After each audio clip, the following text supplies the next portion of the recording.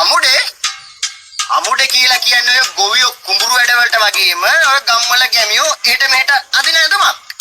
බලන්න එක දැකලා නැද්ද? සර් අපේ පැත්තේ ඔය වගේ අමුඩේ කියලා જાතියක් නැහැ නේ සර් අපි දැකලා. සර් මොන වගේ එකක්ද සර් මේ?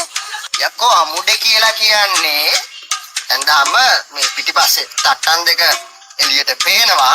ඉස්සරහට ඒසෝටිය පිළි වැහෙනවා. ඔක දැකලා නැද්ද උඹලා? අනේ දැකලා නැහැ සර්. තව පැහැදිලි කරන්න බැරිද සර්? දැකලා නැහැ. මිස්ටේක් කරලා නැද්ද අමුඩේ? අනේ නෑ සර් මං නම් ඒව ලොකුවට දැකලා නෑ.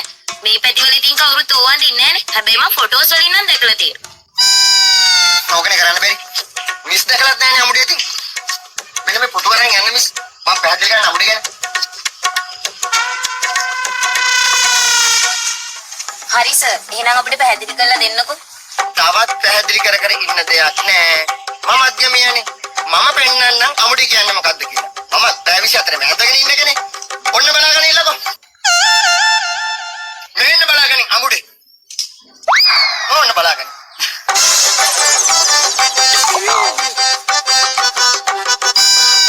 මේ මොකෝ මම අමුඩේට බය වෙලා. අමුඩේට බය වෙලා නෙමෙයි සර්. සර්ුත්